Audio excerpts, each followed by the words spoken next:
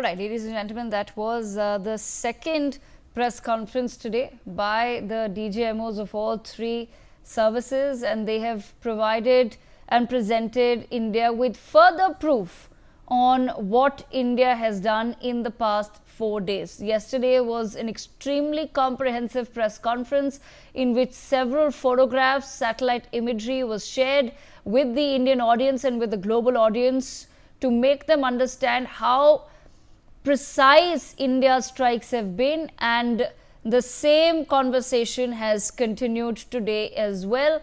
And the DGMOs of all three services have once again reiterated to the people of India that the Indian forces are ready to take on the adversary. That's been the larger message. Joining me on the broadcast is Major General SVP Singh, Group Captain UK Devnath, and Captain Sanjay Karve. Let me begin this conversation with Major General SVP Singh. Major General Singh, we are in all of our press conferences reiterating 2 points. Number one, that our war is against terrorism and terrorists that are given safe haven in Pakistan. And number two, India has been extremely precise in carrying out its military operations and the attacks on Pakistani soil. Why do you think it was important for us, and why do you think it continues to being important for us to be extremely in reiterating these 2 points every single day? Well, I think it's a very important issue. We have clarified, firstly, to Pakistani people and to Pakistani military, okay, what our objective is. Now, nations don't do that. So this has been a very different and a high value approach. And why it has been done? That Pakistan being our neighbor, we want the people of Pakistan to understand us better, notwithstanding what the madrasas are advocating or indoctrinating their people. I think that's a very, very important message. And this message was also conveyed to Pakistan military, the military establishment, the deep state, that we are not targeting the military installations or the civilians. It is the terrorists whom you're supporting and which you are not accepting. Now, these are very big messages. In wars and battles, such information sharing is actually not done. So it's a very different approach. We are carrying our nation also together. Why the nation is going to war? Why our army is going to war? Because our people are being struck down. A lot of tragedies have taken place. We have been very, very defensive. We have been very, very quiet, dormant on this issue.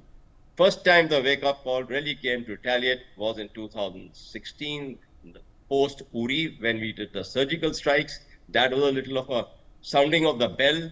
The second was 2019, when Pulwama took place and the Palakot thing. This was a bigger bell which rung, and Pakistan never learned its lessons.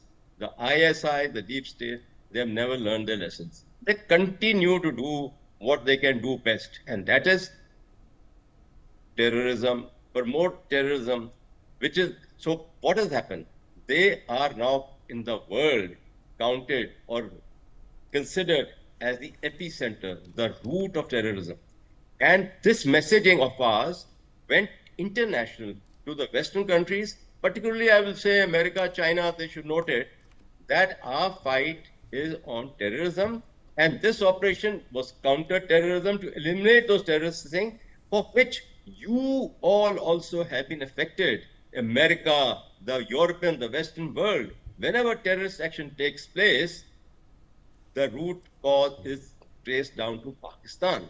So these countries, that's why they held their reins, they held their horses, and they did not interfere with what India did.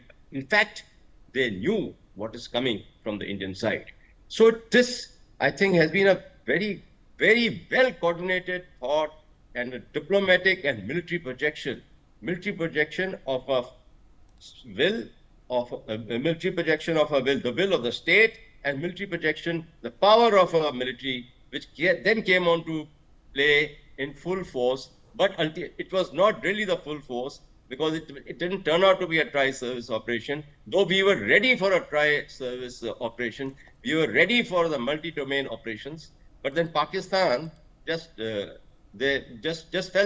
apart. They just did not have it in them because it is a state which internally is broken. The state is fighting. They did not realize that we have got a dagger in our backs, not one but twin daggers of KP as well as the Baluchis. And yet they were trying to move forward. They're marching with the two daggers in their back. And secondly, as far as I'm concerned, China, we know, will support them for all the strategic reasons which are there. But China, if we count back 1965, 71, and including in the Kargil 1999 operation, they did not come out. They remain in the shadows. This time, perhaps, they did do something. In Tibet, they carried out a very major live firing exercise of the missile and the rockets, long-range rockets. A lot of vehicles, the military vehicles moved, which perhaps I would take it were the logistic supply vehicles on the G219 highway coming to Pakistan. But then that is okay. Yes, even in the Arabian Sea, their intelligence ships, warships are operating in the garb of fishermen. So all this India picked up because our alertness has been much better. And you see, China's interest lies in the CPEC and Gwadar port. So I say that India, perhaps, maybe too premature, has killed two birds with one stone. China's CPEC is also now in trouble because Baluchis will not let it go. The way they are going along, their liberation movement, unity has been formed with the Baluchis. So I think this messaging, this timing, unfortunately for the gentleman there, the wrong word I'm using, General Munir, he betrayed it all, he gave it all. He will live for the rest of his life with the regret that 16th April speech of his to the Pakistani expatriates, which was a flip, which I thought was a real, ignited the Palgam action. And he will live to regret it all his life. Hopefully, if things go well for India, he should be removed. But Pakistan is such a weak state, as we saw their Prime Minister Sharif giving that address 2 days back. He was nervous. He was thanking everyone, and he thanked his headmaster Munir at least 4 or 5 times in his talk. So which shows where the head of state lies, and just compare where our head of state lies. So the difference in the two nations starts from top to bottom. So that is the reason why we have emphasized why our objective was terrorism, counter-terrorism, and we largely achieved those objectives with the first strike on the 9 centers, and there were 21 targets. So there is some pudding lying in waiting for Pakistan in case they don't do the corrective action. Okay, Major Singh, wait with us, sir. Just hold on. I'm also viewers on our